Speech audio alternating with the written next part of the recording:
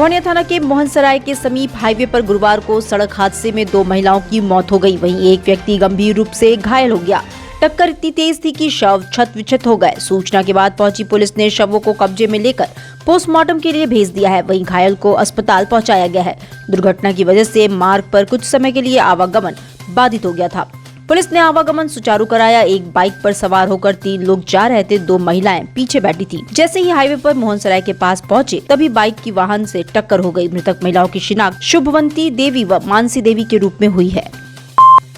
चोलापुर में चोरियां रुकने का नाम नहीं ले रही हैं। अभी 2 दिन पहले पुलिस अधिकारी ने 3 स्थानों पर चोरी की घटनाओं के खुलासे के दावे किए थे। इसी बीच बुधवार की रात चोरों ने दानगंज बाजार में एक मकान और एक आभूषण की दुकान को निशाना बना दिया। चोर दोनों स्थानों से हजारों के गहने और नकदी ले उड़े। चोरों ने बाजार के आभूषण व्यवसायी राम आश्रय सेठ की दुकान के पीछे की दीवार को तोड़कर नकब लगाया। इसके बाद चांदी, पायल, 200 ग्राम व 500 रुपए नकद ले उड़े। इसके बाद बगल में तरांग गाँव के सत्यनारायण सिंह की पत्नी चंदा सिंह मकान बनवा कर रहती है। चोरों ने इनके घर के ताले तोड़े और 1 किलो से अधिक चांदी के आभूषण व 5000 रुपए ले उड़े। महानगर कांग्रेस कमेटी के तत्वाधान में गुरुवार को राष्ट्रीय महासचिव प्रियंका गांधी के जन्मदिन पर भदैनी स्थित नवदुर्गा मंदिर में हवन पूजन और शक्ति पाठ किया गया। इसके बाद मुमुक्षु भवन में डंडी स्वामी व बुजुर्ग माताओं में कंबल वितरण हुआ। कार्यक्रम में मुख्य अतिथि उत्तर प्रदेश कांग्रेस कमेटी के प्रदेश प्रांतीय अध्यक्ष अजय राय रहे। इस मौके पर पूर्व मंत्री अजय राय ने कहा कि राष्ट्रीय महासचिव प्रियंका गांधी वाड्रा का जन्मदिन है। काशी की पावन धरती पर नवदुर्गा मंदिर में शक्ति पाठ करके कांग्रेस जनों ने जन्मदिन मनाया। कांग्रेस जनों ने प्रियंका गांधी के सुख समृद्धि और उनमें संघर्ष की शक्ति प्रदान करने की माता दुर्गा से प्रार्थना की। ये मां नव दुर्गा का दरबार है। यहाँ हम सब लोग कांग्रेस के सभी लोग आए हैं। आज प्रियंका गांधी जी जो हम सब लोगों की नेता हैं, उत्तर प्रदेश की प्रभारी महासचिव, उनका जन्म दिवस है। स्वस्थ रहें, मजबूत रहें, पार्टी मजबूती से आगे बढ़े और लगातार वो देश के लिए, राष्ट्र के लिए, प्रदेश के लिए जो उनका योगदान है वो आगे और मजबूती के साथ आगे बढ़े। वो लगातार जिस तरीके से जनमानस की सेवा करती चली आ रही हैं, हम लोगों ने आज मां शक्ति से प्रार्थना किया है कि उनको और शक्ति स्वरूपा जो उनका स्वभाव है काम करने का वो और मजबूती से आगे बढ़ें। देश की सेवा, राष्ट्र की सेवा, पार्टी के कार्यकर्ताओं का जो का बल है, ताकत है, वो उनको मिले।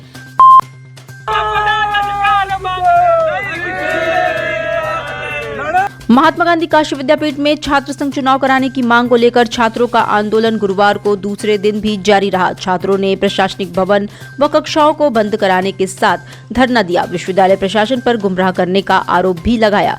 छात्रों का एक प्रतिनिधिमंडल सीएम योगी आदित्यनाथ के वाराणसी आगमन के दौरान मुलाकात करेगा।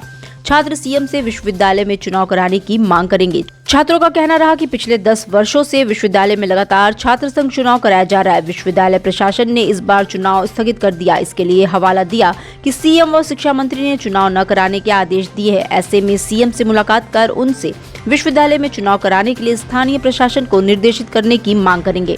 डेट को रद्द किया गया। कहा गया कि नई डेट आई जाएगी। 9 तारीख को खुला कैंपस कहा गया, नई डेट आएगी, मगर डेट अभी नहीं आई। इसमें हम जब बात करने जाते हैं तो कहा जाता है कि ऊपर से दबाव है, सरकार, उत्तर प्रदेश सरकार इसमें हस्तक्षेप कर रही है। उसके लिए आज हम लोग सुबह लेटर लिखे एक है जिला अधिकारी के नाम से, और हम मांग की है कि हमें मुख्यमंत्री जी से मिलने दीजिए और मिलकर हम अपना उसमें मुद्दे रखेंगे। अपने जरूरत जो हमारी डेट एक तिथि है उसकी बातें करेंगे और चुनाव जल्द से जल्द कराने की कृपा करेंगे। आज भी प्रासंगिक है जो कि भारतीय संस्कृति, भारतीय अखिल भारतीय विद्यार्थी परिषद की काशी हिंदू विश्वविद्यालय इकाई की ओर से स्वामी विवेकानंद की जयंती राष्ट्रीय युवा दिवस के रूप में मनाई गई। इस अवसर पर शोभा यात्रा और सभा का आयोजन किया गया। कार्यक्रम के मुख्य अतिथि याज्ञवल्क्य ने युवा साथियों को स्वामी विवेकानंद के आदर्शों पर चलने और राष्ट्र हित में योगदान के लिए प्रेरित किया। कार्यक्रम का शुभारंभ स्वामी विवेकानंद के चित्र पर माल्यार्पण से हुआ। सभा में वक्ताओं ने स्वामी विवेकानंद के बारे में विस्तार से अपने विचार रखे। शोभा यात्रा बीएचयू विश्वनाथ मंदिर से निकलकर सिंह द्वार तक पहुंची। शोभा यात्रा में मुख्य अतिथि याज्ञवल्क्य के अलावा विश्वविद्यालय की छात्र इकाई के पदाधिकारी और कार्यकर्ता रहे। आप सभी लोग को मालूम है कि काशी सर्व विद्या की राजधानी है। काशी का स्मरण करने से ध्यान में आता है कि यदि भारत को समझना है तो आपको काशी को समझना पड़ेगा। भारत की सांस्कृतिक विरासत की यात्रा को अनुभूति करना पड़ेगा तो आपको बीएचयू को समझना पड़ेगा। काशी हिंदू विश्वविद्यालय विश्वविद्यालय नहीं है, अपितु भारत की सभ्यता और संस्कृति की एक गाथा है। उस गाथा के अंदर में हम सब लोगों को सौभाग्य प्राप्त हुआ है कि आप काशी हिंदू विश्वविद्यालय के प्रांगण में महामना के स्कूल के अंदर में आपको भी उनका मंडलायुक्त कौशल राज शर्मा की अध्यक्षता में गुरुवार को नई सड़कों व पुलों के प्रस्ताव आदि के लिए समीक्षा बैठक हुई। इसमें कमिश्नर को नई सड़कों व फ्लाईओवरों के लिए सुझाव दिए गए। इस पर कमिश्नर ने कहा कि यातायात की सुगमता प्रबंध, नई सड़कें, फ्लाईओवर, अंडरपास आदि के निर्माण की संभावनाएं देखी जाएं। इसके बाद प्रस्ताव बनाकर मुख्यमंत्री के समक्ष प्रस्तुत किए जाएं। बैठक में G20 सम्मेलन के दृष्टिगत भोजूबीह TFC मार्ग 80 बुदौली और पड़ाव नमो घाट मार्ग के चौड़ीकरण की समीक्षा की गई। कमिश्नर ने लोक निर्माण विभाग के अधिकारी को निर्देश दिया कि इन मार्गों के चौड़ीकरण, पुनर्विकास के साथ रेलिंग, डिवाइडर के साथ सौंदर्यीकरण कराया जाए।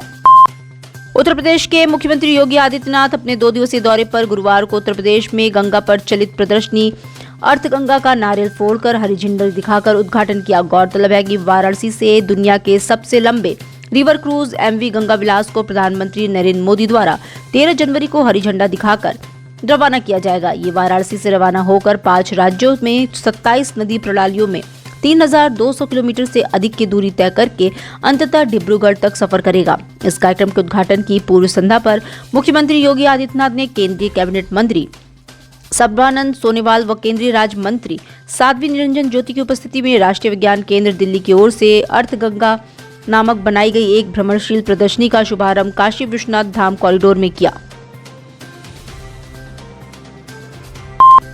मुख्यमंत्री योगी आदित्यनाथ गुरुवार को 2 दिवसीय दौरे पर वाराणसी पहुंचे। सीएम ने यहां वाराणसी और चंदौली जिले की सीमा पर स्थित पड़ाव के पास अघोरेश्वर भगवान राम के आश्रम में अघोरेश्वर भगवान राम योग एवं प्राकृतिक चिकित्सा अनुसंधान केंद्र का उद्घाटन किया। अपने उद्बोधन में मुख्यमंत्री ने कहा कि आज पूरी दुनिया हमारी प्राचीन चिकित्सा पद्धति को अपना रही है। आयुष पद्धति में भारत को हेल्थ टूरिज्म का हब बनाने का सामर्थ्य है। इसके लिए हमें तैयार होना होगा। वहीं श्री जगत गुरु रामानंदाचार्य जी के 723वें जयंती समारोह में पहुंचे मुख्यमंत्री योगी आदित्यनाथ ने यहां विशाल संख्या में आए लोगों को संबोधित किया। उन्होंने कहा कि आज एक और पीएम मोदी के नेतृत्व में देश को जोड़ने वाली ताकत काम कर रही है, जिसमें बिना भेदभाव के समाज के हर तबके को योजनाओं का लाभ पहुंचाया जा रहा है। भारत के सांस्कृतिक मूल्यों और आध्यात्मिक वैभव को वैश्विक स्तर पर पहचान दिलाने का कार्य हो रहा है। वहीं पर हम एक सशक्त और समर्थ राष्ट्र को आगे करने में सफल हो सकते हैं और ये एक शुरुआत है। निश्चित ही इसमें सफलता प्रधानमंत्री मोदी जी के नेतृत्व में प्राप्त होगी। मैं एक बार फिर से अघोरेश्वर भगवान राम की स्मृति में आयोजित इस योग, आयुर्वेद और प्राकृतिक चिकित्सा के इस केंद्र के उद्घाटन के अवसर पर सर्वेश्वरी समूह को और बाबा संभव राम जी को हृदय से धन्यवाद देते हुए आप सबके प्रति अपनी शुभकामनाएं देता हूं। 13 जनवरी को दुनिया के सबसे लंबे रिवर क्रूज गंगा विलास को प्रधानमंत्री नरेंद्र मोदी डिब्रूगढ़ के लिए रवाना करेंगे। इस आलिशान क्रूज की रवानगी से पहले गुरुवार की शाम काशी विश्वनाथ धाम में संगीत उत्सव हुआ, जिसमें फेमस सिंगर शंकर महादेवन ने लाइव शो किया। उनके 1 घंटे के शो की शुरुआत कर्तव्य गंगा की स्तुति के संग हुई। इस शो का नाम सुर सरिता सिम्फनी ऑफ गंगा है। इस दौरान उन्होंने अपने संगीत से समा बांध दिया। कॉरिडोर में उपस्थित लोग मंत्रमुग्ध हो झूम उठे। इस दौरान सीएम योगी और सभी 31 स्विस यात्री भी मौजूद रहे, जो शंकर महादेवन के गाने पर थिरकने को मजबूर हो गए। इस शो में अलग अलग कई राज्यों के लोगों को सिंगिंग परफॉर्मेंस के लिए बुलाया गया है। ये कार्यक्रम सांस्कृतिक मंत्रालय द्वारा कराया जा रहा है।